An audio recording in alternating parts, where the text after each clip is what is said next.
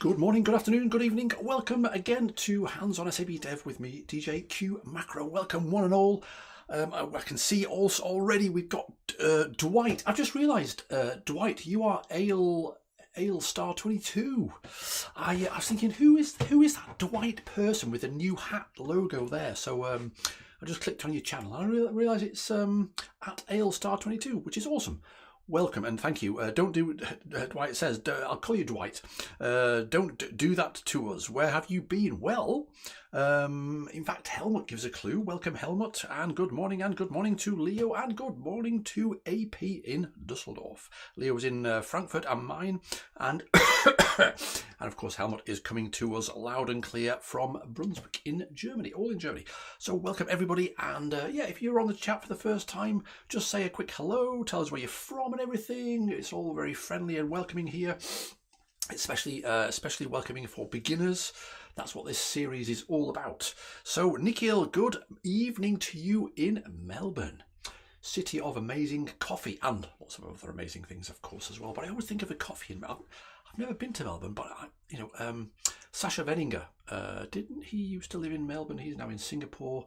He used to tell me about the amazing coffee there. Anyway, and oh, hello, Chiara, buongiorno, Chiara, and Alpesh, good evening to you in Sydney, and VJ, hello, what? Hello to you in Palo Alto. What the heck time is it over there? Tell us what time it is. And Alpesh in Sydney, Mark Teichmann, good morning to Mark in Kiel. I'll tell you about why I'm looking over there in a minute. But Zahid, good morning to you in sunny Solihull. I hope it's sunny. It's freezing. Yeah, that's why I've got my jumper on. So good morning to you, or good afternoon to you. Maybe already. I don't know. Nitesh in India. Kiara says good morning. All as well. That's right. That's we're all friends here. We're all one family in the Hands on SAP Dev show, aren't we? Antonio, good morning to you in Madrid. So yes, I've got I've lowered my screen, my external screen. It's on a stand, and I was just like, oh yeah, my neck was hurting, so I've moved it down a bit. I'm not sure that's good ergonomically, but anyway, I've moved it down a bit, which means I can't fit my Chromebook tablet mode under the monitor, because that's where I sort of monitor the. In fact, I'll show you. There we go. Look there. That's how I see who is saying what and everything. But now that is over there. I've sort of got to I'll plug it back in again. That's over there, so it's a bit more difficult to see. Carsten Schlegel, good morning to you in Stuttgart in Germany. Amazing. So yeah, it was so good. Dwight, the reason I was not here, we didn't do a stream last week, was of course because, as many folks know, and as many folks were, for example, lots of people in the chat were also at this event last week, Code Connect in Hort. So for example, Mark and Leo, and who else have we got here? Helmut, of course. Lots of people were at Code Connect, which was an amazing event. And what did you say, Helmut? The first time after a fantastic Code Connect week, or as Mauricio Laufer from Australia said in his blog post, it was great to meet Mauricio for the first time as well. In his blog post, the new SAP Tech Ed, quote unquote. So that was a lovely quote, quite nice. Marianne was also. Marianne was like. Marian, were you ever off the stage in Code Connect? Marian did some amazing sessions, as many people did as well, of course. Matthias was at Code Connect and also attended the CAP Code Jam on the Monday as well. Welcome to you, Matthias, and welcome to you, Visas, in Bangkok, Thailand. Amazing. So, actually, talking of Code Connect, for those of you who were at Code Connect, of course, it was a recap on Tuesday, and UI5 Cup on Wednesday, and an ABAP Conf on Thursday. I had to travel on Thursday up to Leverkusen to do a code jam there on Friday, but I snaffled a load of stickers from the tables. So I've got some stickers. For example, I've also got some SAP community stickers from Svea and Laura upstairs, they were, and I've got some Recap 2024 stickers, and I've got some awesome silver shiny. It's like, when you go Magic the Gathering and you buy sort of booster packs and you get like a shiny card.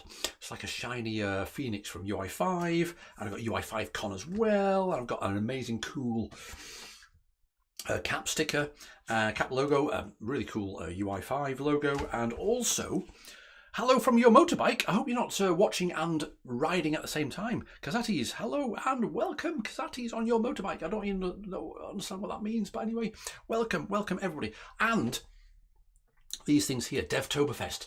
Put in the chat if you know about Devtoberfest, if you've heard of Devtoberfest, if you've participated in previous Devtoberfests. That's nice because it's not got a year on it and everything, so it's general. Kachala, good morning to you as well. And the really cool thing about these is they're quite rare now because our lovely marketing department has not said we're not allowed to use these stickers anymore because they're not brand compliant. So if you want one of these really cool, like, you know, black market stickers, because we're not allowed to use them anymore, send me, as usual, your postal address where I should send some stickers to, and I'll send you some stickers. So there we go. Yeah, these. So by banning them, by being banned, these are even more worth than they were before, which is amazing. So if you want some of those stickers, let me know. Send me on LinkedIn, a direct message on LinkedIn, whatever you call it, or on Mastodon, for example. Thank you to Jakob Flaman, who was also there at CoConnect. He's given me some lovely Swiss chocolates so to have during my live stream. So Jakob, thank you very much. That's very kind of you. So good morning to you in Brazil. Oh my goodness me. So amazing. We have a really global session today. So let's get going. We got the May release of CAP. That's just a Java release. The SAP Developer News was out yesterday. So all these links are, of course, in the normal show notes. I sound like a live streamer. Where do I put that? Let me put that in the chat there. Whoa! Paste that in there. So that's all you need. Okay, so that is this. As many of you regulars know, I always put an event page here in the community and then put one comment underneath it with all the links so we can all go to the links, and I'll add to this if we have any more resources to share. So we've got the developer news, we've got the oh yeah, let me tell you about that in a minute. We got how to private, CAP May 2024 release, which is that one there. Get rid of that one now. Developer news, get rid of that one. Now, how many folks, put in the chat, how many do you have seen our YouTube shorts for consumption on your phone? So check them out. They're all about CAP Node.js at the moment. We might do something else on a different topic. But let us know if you've seen these shorts, and let us know if you like them. Let us know if you don't like them as well, and if we can do anything different to make them better. But the CAP Node.js YouTube shorts, good to know. If you can think of also little topics that we could cover in an upcoming YouTube short on CAP Node.js, let us know. They've got to be really short because we're only allowed to do 60 seconds is a short. That's a maximum time. Bibu says, any plan for CAP developer dashboard available Node.js? Well, that is the question on our lips as well. It was announced for those of you at CoConnect. Great question. For those of you at CoConnect, it was demoed in a session for the first time. It's an alpha version and it's only available for Java at the moment. And in fact, if you watch this week's SAP Developer News, our illustrious and fearless leader Tom Young did an item on the CAP May release and also talked about that developer dashboard. And so Tom also says, we hope it's coming to Node.js as well. So we don't know. We know as much as you, Bibu. That's top. All of them. Very cool. Well, yeah, just as you know, send me a message somehow private. Don't obviously share your postal address. It could be a work postal address. Doesn't matter.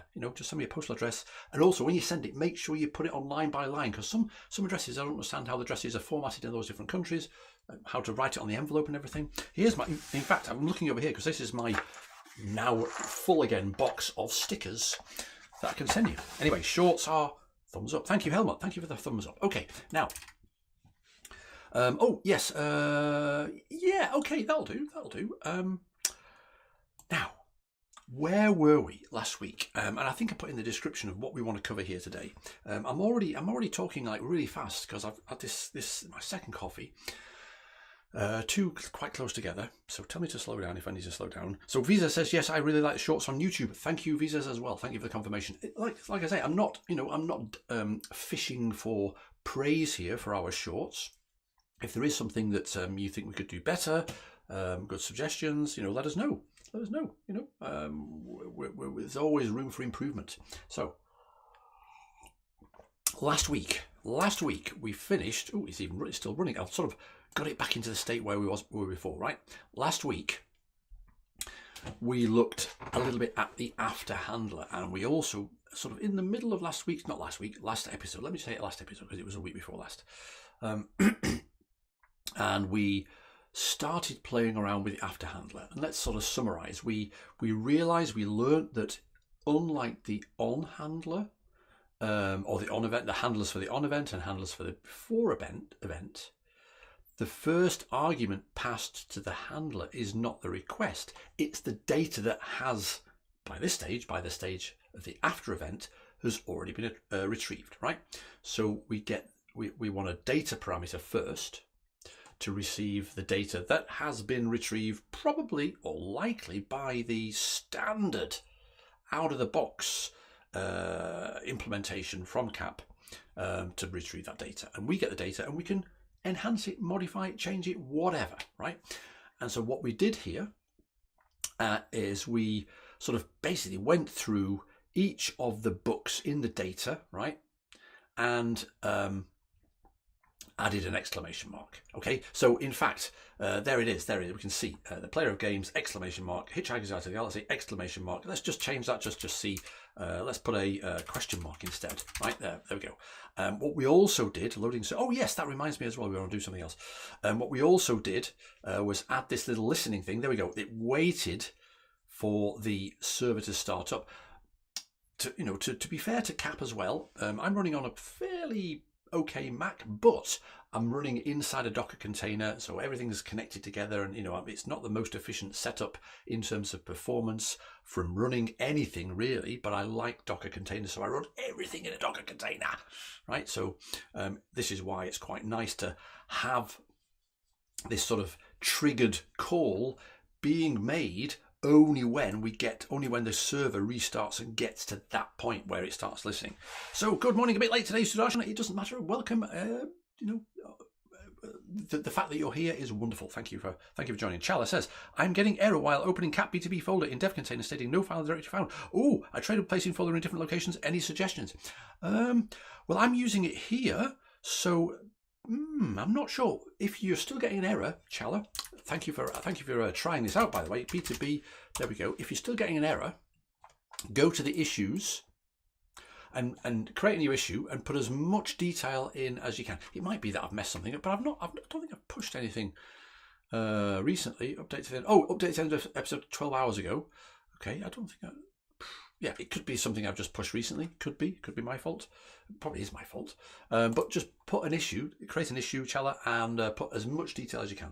And then after this stream, I'll go and check it out as well. But thank you for asking. Thank you for asking. Right. Okay, let's get rid of a little bit there. So we did that, and what we also had was our own logger. So let's just log that out as well. And we saw. And what we did do as well is we saw that we get one log output record, our cat BTB log, because we've got this little logger thing here, right? And it logs a single value, and that value is an array, right? An array of objects, okay? Which is sort of, and then what we also did, remember, we did that, okay? And we did each. Now, oh, what's happening there? Oh, what? What? On type error data map is not a function. What? Logger.data each. Yes. There we go. So that's proving the point, right? That's proving the point.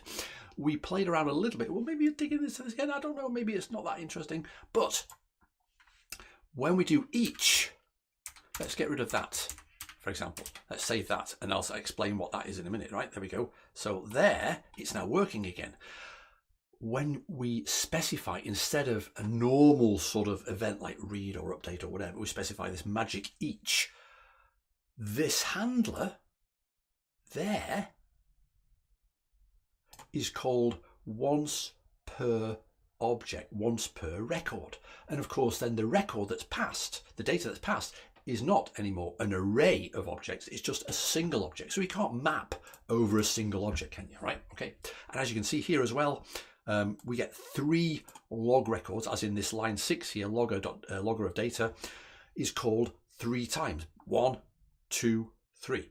We still get the same end result. And, when we let go, as it were, this handler, when the handler lets go and the dispatcher takes control again, you know, the data is sort of put together again and, you know, sent to the requester, i.e. this this curl command here. We're doing that, remember.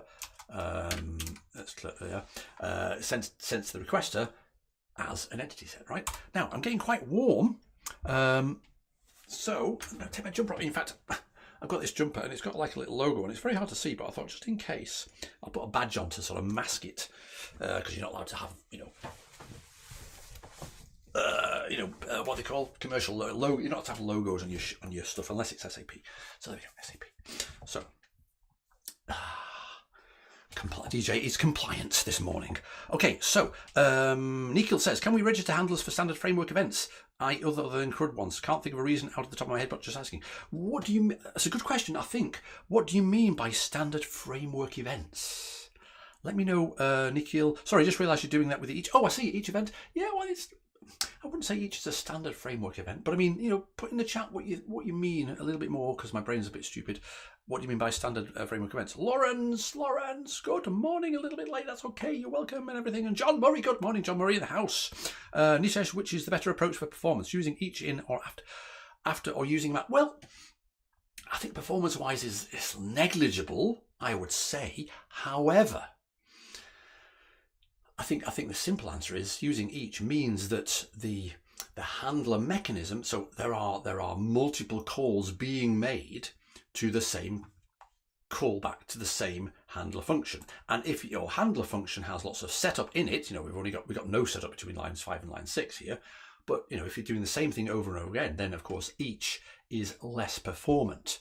But to be honest, I've not really heard of the fact, having this called one time per record is significantly detrimental. Okay, good question, Nitesh. So basically, any event the CAP framework is emitting under the hood, other than the CRUD ones. Well, yes, one of the things that we did. Oh, yes, that reminds me. Thank you, Nikhil. One of the things that we did was we added, if you remember, a package, this little CAP listening plugin, which I talked about. In the previous episode.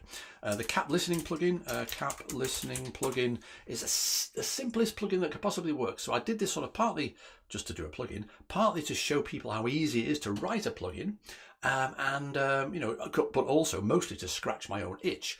CAP, let's put that in there as well. CAP listening plugin. Edit.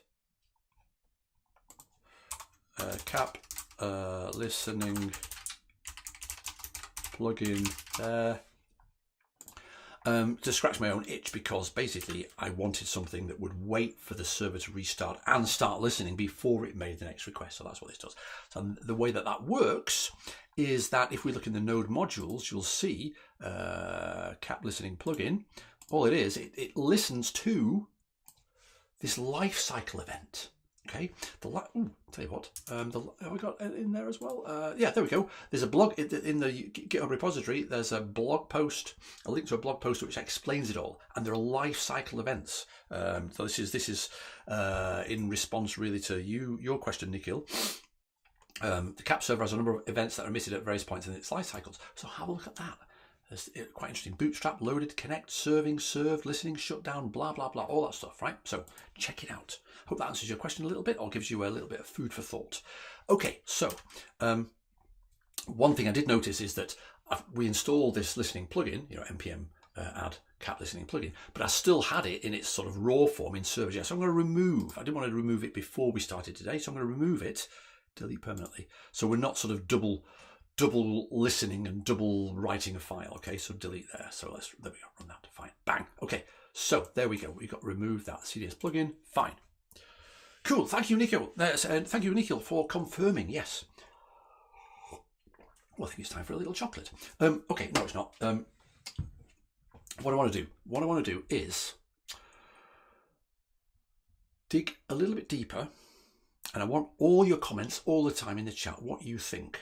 Dig a little deeper into what actually is going on here in terms of passing of data. Now, we talked about this last week, and some of you, I know Kiara, you mentioned something, and somebody else mentioned something as well. You were on the case. It was all about pass by value versus pass by reference and how. But I think it's important for us to just dig in a little bit more to understand what's going on. And one of the things that I looked at with you last episode, in the previous episode, was this example. Okay, so this, and I put a link to this process as service JS file in here as well, process as service implementation. So it's there, right? So you can have a look at this later as well. Nitesh, how the logger is different from console.log. We covered that in not the last episode, but the episode before, very briefly. Look, const logger, you can create your own loggers. You can also have the default sort of verbosity as well, but we didn't do that, so that's that there. So line 2 defines this logger with the cds.log, and then we can use logger, and we get this cap B2B, whatever we put in there, as the ID, right? That's how that works. Nitesh, great questions, brilliant questions, keep them coming all the time, all questions all the time. Now, we had a look at this, and I think, and because we were looking at examples of after, weren't we? And I think this is an interesting one for many reasons, and I think we should try and implement this, lift this bit of code and put it into our own code. We'll have to change a few things to sort of hammer it in, but I'm hoping that the process of doing that will make us think about what's going on, because the really interesting thing here is that we have a really simple callback, a really simple handler here, which actually just calls another function here, changes it. So let's think about how that works, because theoretically, right? Theoretically, remember we talked about last episode, if in a fat arrow function we don't have a brace enclosed code block, then whatever the thing here evaluates to, that's the return value. That's what's returned from that function call. So in theory, looking at that, you think, oh yeah, okay, this will return something, because, you know, why would you do that otherwise? But then when we dig into what this change urgency due to subject is doing and how it works, we've got this incidence for each. And we talked a little bit last episode about the fact that for each doesn't return anything. I noticed, actually, is Daniel in the house? Because Daniel has updated this, well, 10 months ago, but our wonderful friend Daniel has had a hand in this, which is really great, so that we can learn a lot from this. So let me know in the chat. Please put in the chat what you think about this, because we'll just have a bit of a recap. Because one of the other things is, I wanted to just play around with something. We've got I've got this file here called catbooks.json. Okay, we got 2 records, and in fact, can anybody tell me where these 2 records come from? I'm deliberately using these 2 records, 2 books records, Wuthering Heights and Jane Eyre by Emily Bronte, I think, both of them. I can't remember. And they have a stock property as well. Let me know in the chat where you think this data comes from. It's one of the standard facets when you do a when you do a CDS init add something, you get that data. Which facet is that? Let me know in the chat. So we got this data. So what I've got here is a little helper that just requires that JSON. Okay, so now we can go into the node REPL, okay, and say .load, which is like a REPL command, a bit like in SQLite. You know, we've got SQLite here, for example. Let's go to the let's open up another thing basically and say SQLite 3, and we can have these dot commands, .help, right? It's almost like the one level up. Rather than write SQL, we want to write the SQLite command type thing there. So in the same sort of way, we've got, rather than write, this is not JavaScript, that this is a Node.js REPL command, like dot. So CDS, so John says, it's Tiny Sample, Tiny Dancer. What's that Elton John film the other night? It's quite good. It's brilliant. It's Tiny Sample or Bookshop, I think, I can't remember which. And Nitesh comes in there with the working with John saying CDS init add tiny sample. Exactly. So if we do this here, CDS init add tiny sample x and cd there and tree, we can see there we have in DB cat, DB data, my bookshop CSV, there they are, Wuthering Heights and Jane Eyre. That's that data, and that's why I'm using that data, so it's sort of familiar, right? So load books. So we have in books down here. One of the things that we talked about was if we have, for example, primes equals 1, 3, 5, 7. No, that'll do. 1, 3, 5, 7. Right. So we can say primes dot map x or p. It doesn't really matter. You know, let's use x because x is like a nice thing. You know, thing. X plus 1. Right. So we're just adding 1 to each of the primes. Okay. So if we were to say, for example, primes map x equals 99, what we get out from the map is the result of that there, right? But what happens to primes, it's not modified, it's not mutated. But if we were to say, for example, primes equals p prime 1, I'm not going to do them all, prime 3, prime 5, that'll do, 5 for example, right? And if you did the same thing, primes dot map x99, we get 99, 99 to 99. Of course, we for each of the elements, we spit out the result of this, whatever this evaluates to, and of course with an assignment it evaluates to, not of course, but it evaluates to the value of the, what's being assigned. But primes, we don't modify the original, right? Just like before. However, what we can do is say primes dot map x dot prime equals 77. Let's see what happens there. We get 77, 77, 77. But now primes, we've modified the internal data inside each of the elements of the array. Now that still works. If we do that, let's go out of here, do that again. So we can say, let's do that here. Let's clear the screen. Let's go to the start and say const. So make it a constant. So then we say here primes, fine. Then we say here primes.map.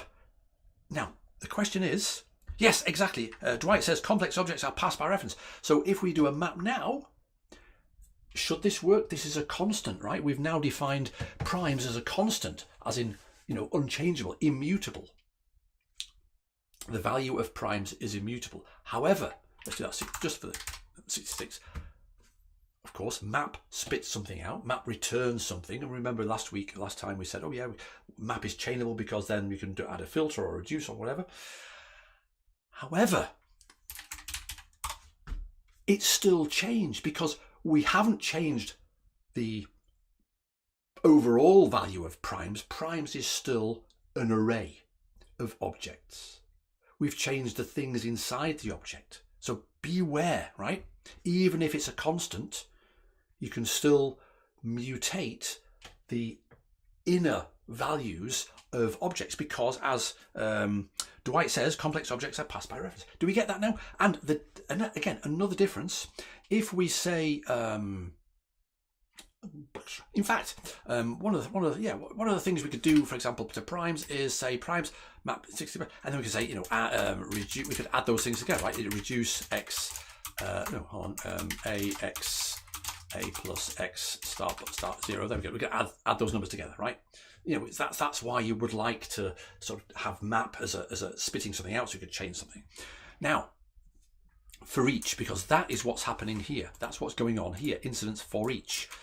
And just again to say primes.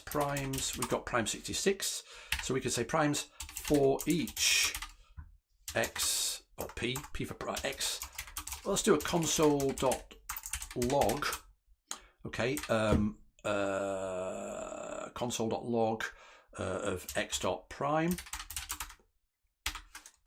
So there we go, like that. However, this is the output from console.log, and then this is the output from the actual call to for each. And we did this last time, right? So if we see if we see, for example, a map function, no, let's not even go there, right? So we know that now. So now we understand what's going on with this, okay? That was just a little bit of a refresher. So now we've really seen that if we pass something in and we've for each over something or map over something,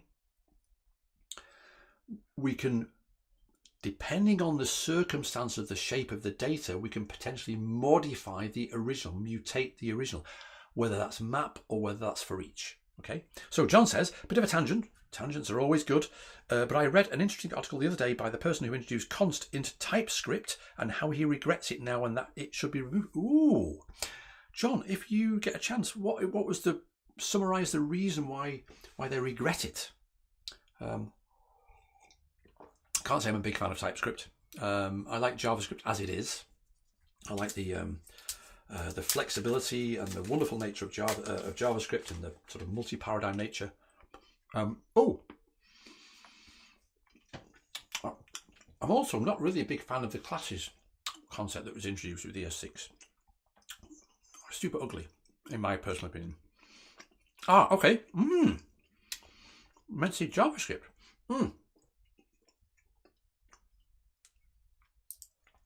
Yeah, you can find the article. I'm not sure we'll be able to paste the URL. Maybe sort of disguise the URL so YouTube doesn't see it as a URL in the chat and doesn't sort of suppress it. So Visa says, I think the console log command produces the output on the console only, but the log implementation usually has the ability to manage many kinds of standard out. For example, write a log file. Yes, exactly. Oh, there are more facilities with the logger as well. Exactly. Thank you, Weezers. So why don't we? Would it be a good idea? Yeah. Let's copy this. Okay. Let's grab that. And yeah, let's do that. Let's make this a little bit bigger there. And let's, yeah, here we go. Let's talk very briefly before we start. Let's talk,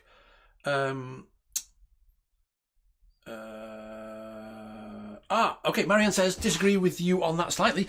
Disagreement is good because we learn from each other. So Marianne says, TypeScript does not make sense on every project. I use TypeScript and classes on my spreadsheet importer and makes my life so much easier. Absolutely. And I think also it's a little bit of it's partly not personal preference. It's partly what one is used to. I grew up on dynamically typed languages. While I like Haskell, for example, I'm not a huge Haskell developer, but I do like the beauty of Haskell and Elm, for example. I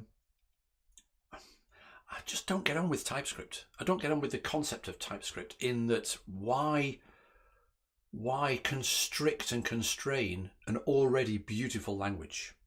That's fighting talk. I know saying JavaScript is a beautiful language, but I think it is. But then again, I like writing stuff in Bash, so that explains a lot, doesn't it? Especially when, and Helmut says, Marianne's Ice, and even if projects get bigger. Marianne's Ice, especially when they get bigger, then you regret not using TypeScript. Yes, although I have heard, maybe these stories are apocryphal, i.e. not really true, but I have heard of some large projects moving away from TypeScript back to JavaScript for whatever reason. I don't know. Anyway, I think the TypeScript, JavaScript thing, the debate is super interesting and super wonderful, and we learn from debates like that. But the debate will always be there, I think. So, yeah, no, I completely honour that opinion and everything, and the disagreement is great. It's great.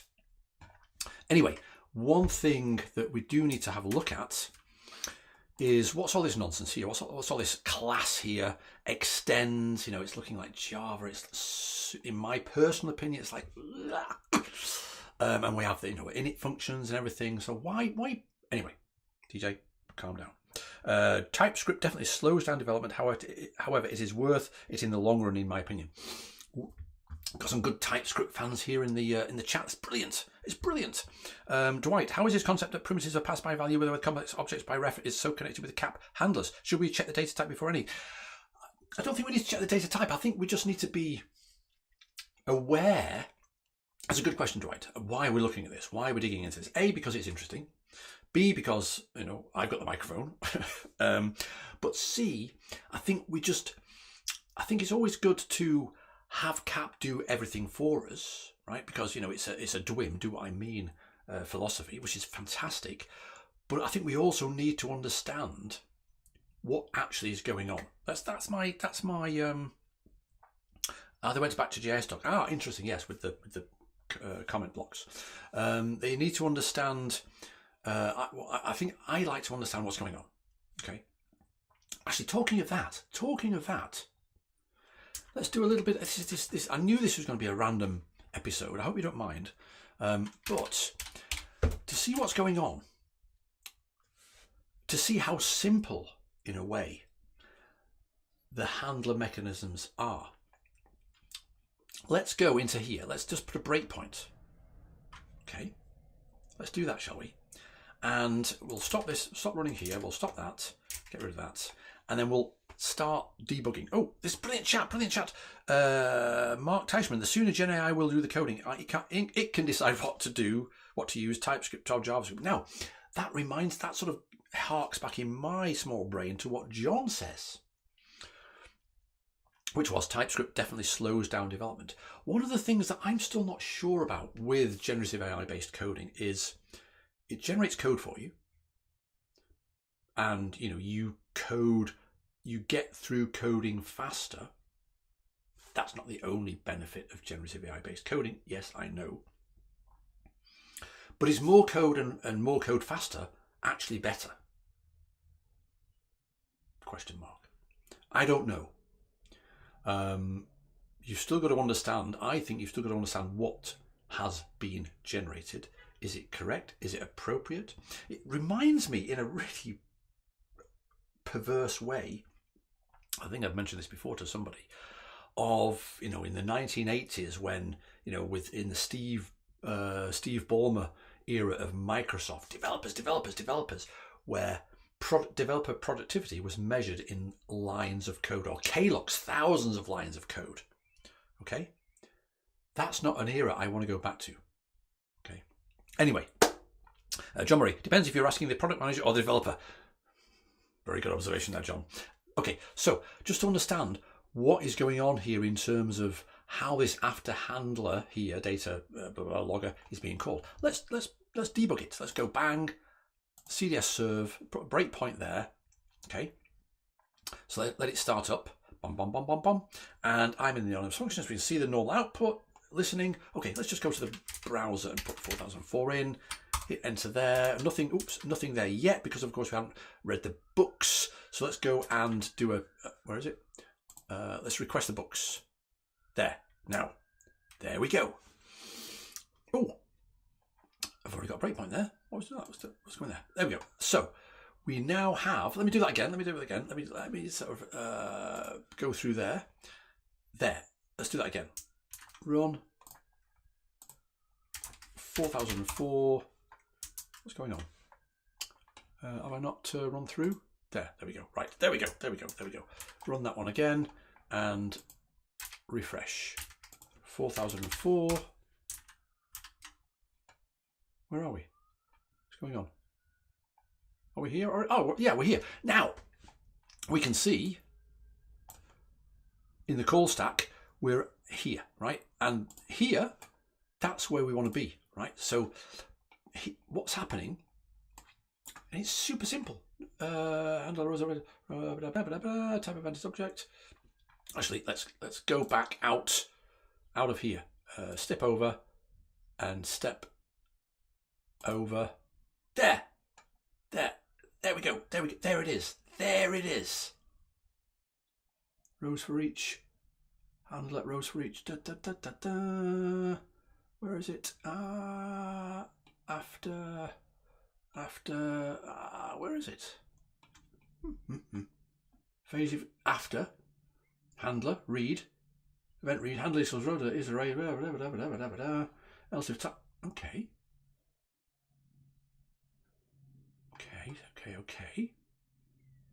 Where, I want to find the thing that calls here, after each logger data, where are we here? Let's go through here and there, logger. What's going on? Can't find it. Oh, here we go as well. Marianne says, for your information, the big open source project was called Turbo. Thank you, Marianne. So Dwight says, so that is why we are cloning repos and push them to beat that KPI. Yes, exactly. Clone the repos and push. Yes. More code. What's going on here? Let me run that through to completion. Are we running? Did we get the data? Books. Okay. That's why. Books. There we go. Right. Now, let's step over that. Rows for each. There we go. Handler. There. Oh, of course. I was playing about with this last week. And this, I thought, I don't recognise this line of code, but this is the each. Look, even DJ, read the goddamn code, right? It even tells us here. So what's happening here is we have a handler, okay? But let's tell you what then. What we'll do. Let's just stop that. Let's change that back to read, okay? There we go. That'll do. Data.map book, whatever, right? Let's save that and run it again. I hope I've not lost you here. I think I've lost myself, but anyway, let's go back here. Launch, listening. Okay, so let's do that again. Are we ready? Yes, we're ready. Go. Okay. We're now in our callback in a normal read, right? Let's step over this and out of the callback to the thing that called the callback. Out, up to there. There we go. I saw this line. I thought this is a really interesting line. Where are we? We are inside node modules at SAP CDS lib serve dispatch.js. So first of all, what does that tell us? It tells us, it's part of the SAP CDS package, which tells us that this is, production oriented code. It's not anything to do with design time or any sort of design time tools or development tools. So this is the real thing. And it's in lib serve, which you think, okay, well, yeah, this is the server stuff, server implementations, serve dispatch, and when you dispatch words, you sort of send out to the appropriate recipient the request for that recipient to fulfill that request, possibly, or do something with that request. Okay, that's the whole point of the word dispatch here. And look, we see here.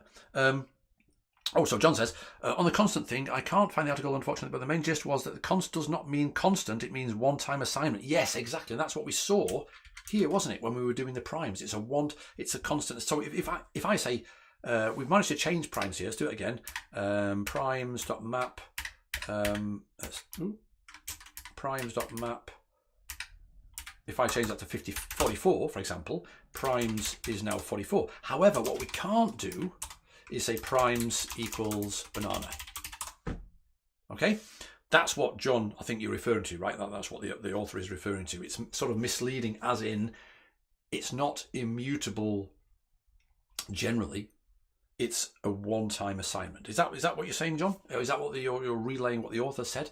And that makes a lot of sense.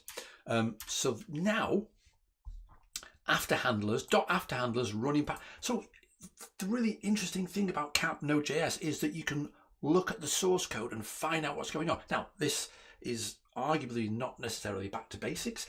However, what it does show you is that, we're not very far away. It's only on the other side of the fence from having a look. If you don't understand something, go and have a look what the context is of what your thing is doing or not doing, and it might help. So here we can see, let's go through all the handlers, this ._handlers, .after, filter them all out, and to make sure that I'm just reading from in an English perspective. This is classic sort of CAP Node.js flavor of JavaScript, which is quite unique, I would say.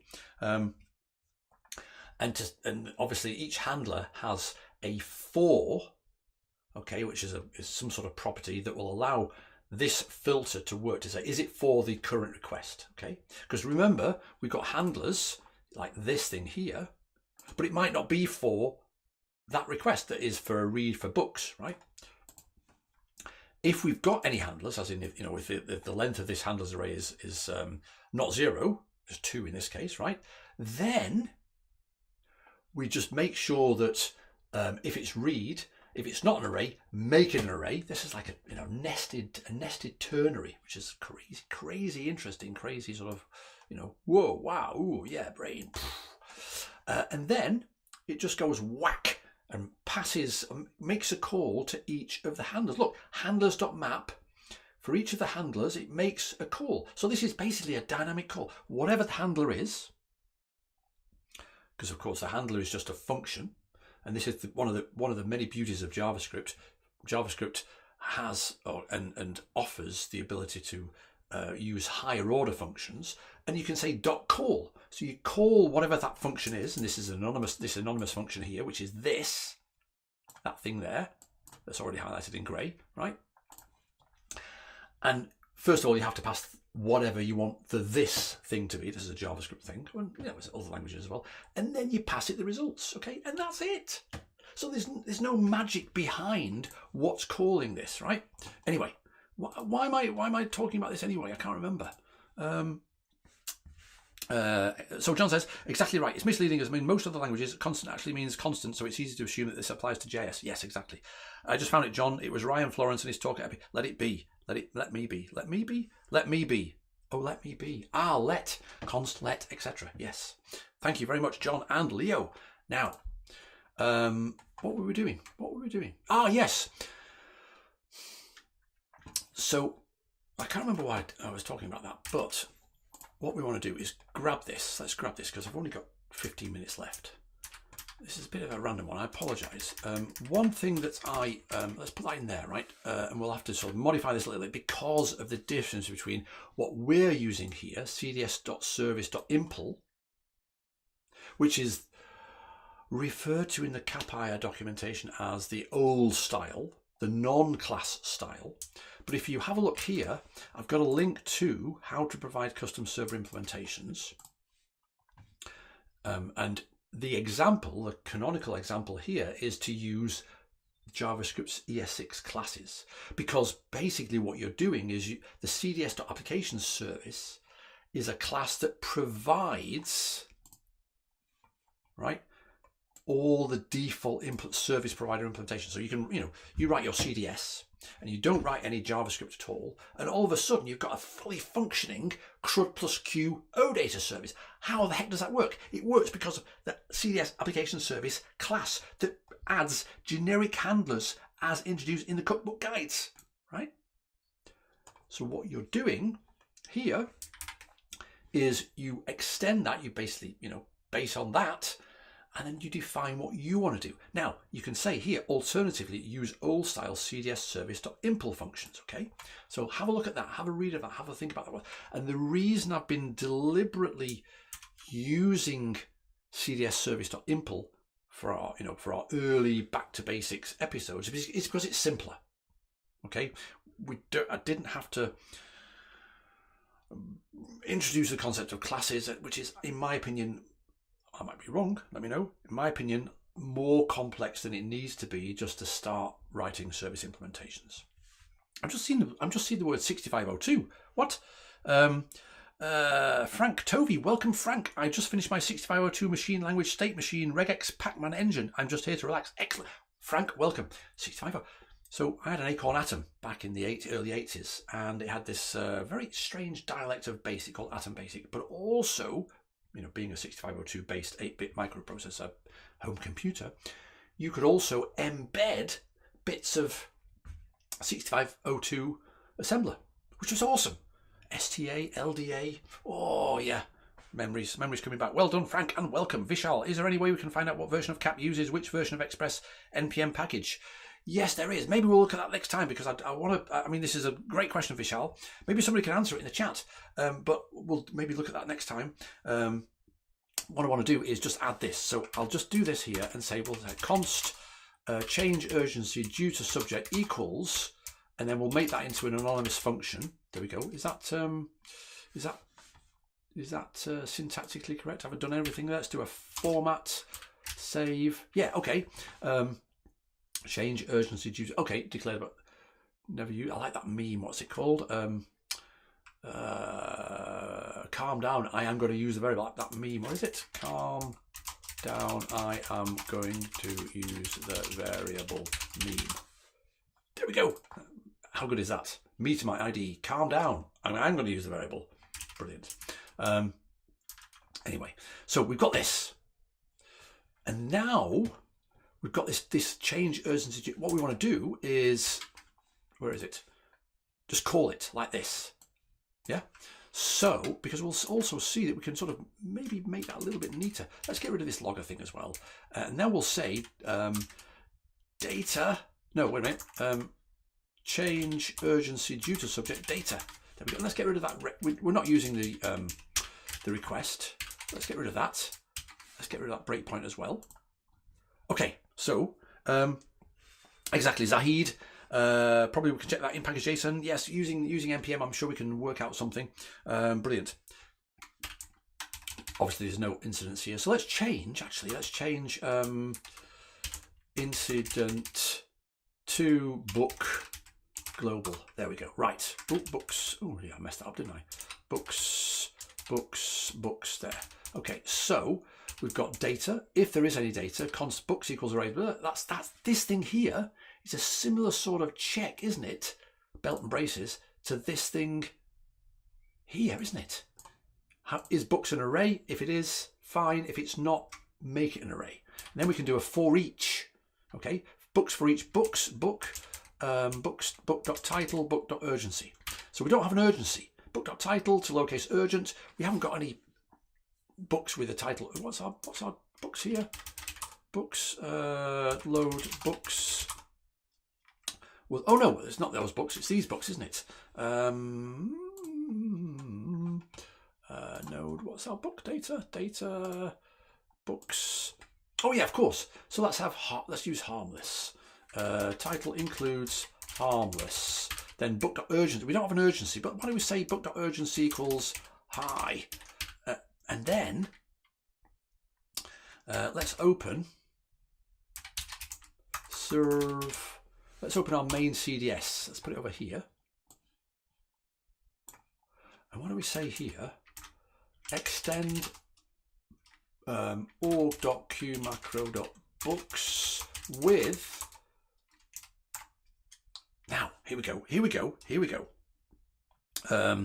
So Vishal says, but it's going to be a direct dependency of the package JSON. Oh, okay. So that's a conversation about the express and cap. So I'll sort of look at that, but then try and get on with this here, and hopefully that's what we can. Okay. So there is such thing as we can do this. This is in reference to what Daniel said last time about yes, while we have the canonical sort of example where you add a 11% discount exclamation mark onto the end of the existing string like we were doing before, why don't we have another field, virtual? Let's have a virtual field, virtual urgency string there. Right, let's just get rid of that, go back to the terminal.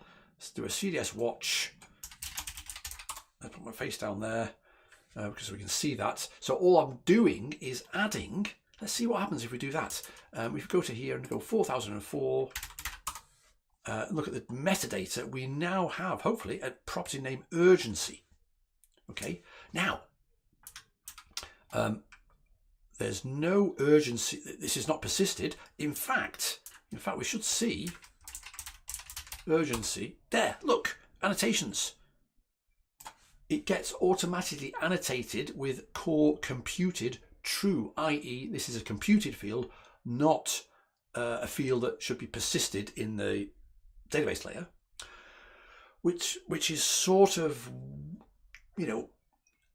not addressing, but it's sort of in the same mental space as what Daniel mentioned last time, which was, we shouldn't really be changing. Well, maybe you should, maybe it's for approval, maybe it's not. But anyway, we're now computing on the fly a value for an element for a field that is virtual. Okay, so it's a little bit sort of quote unquote safer. So why don't we do that? So book.urgent, will that work? Let's see.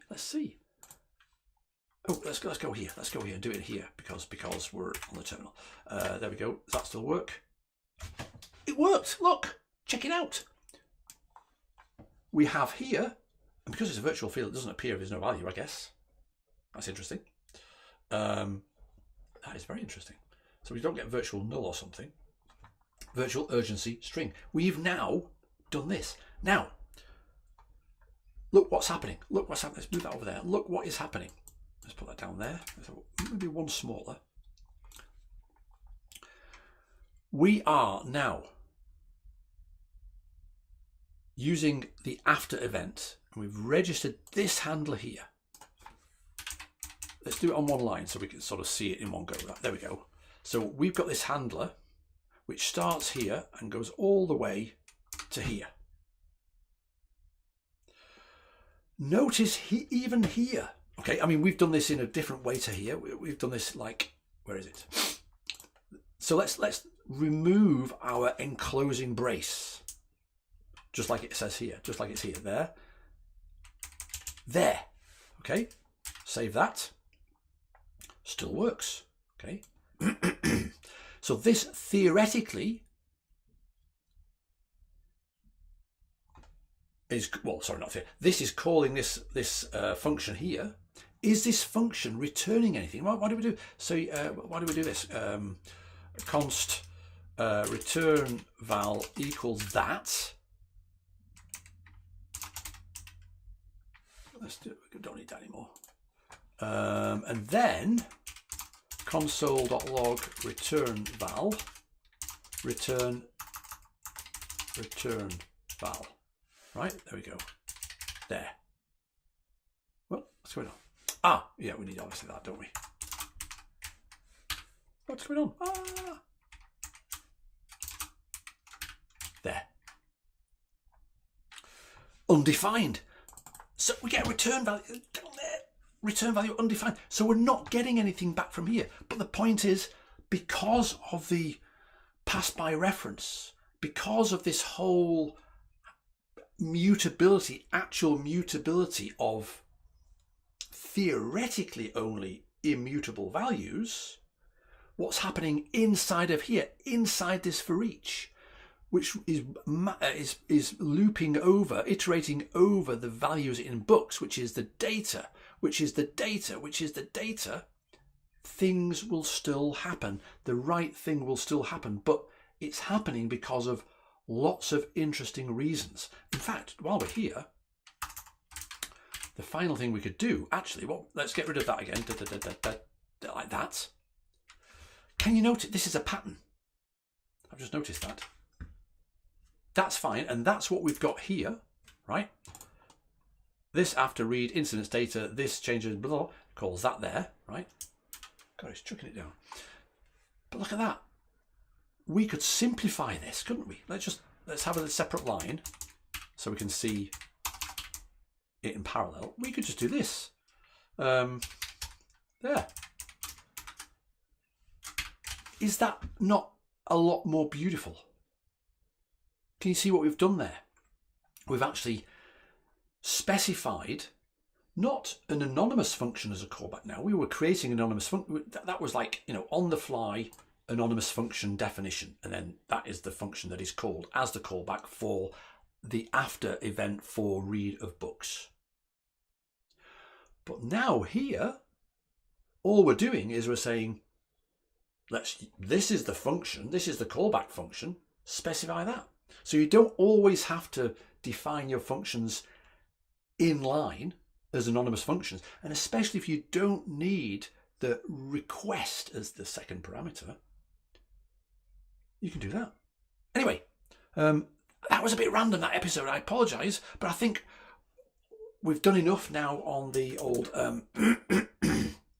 JavaScript and constants and maps for each, pass by value, pass by reference and everything. So I think we're okay to move on. Let me know in the chat before we finish now. Are we okay to move on? And there is an episode next week because I'm not away on Friday. So yeah, I shall see you next week. So thank you so much for joining. Put in the chat whether this was okay. And yeah, I'll see you next week. Bye for now.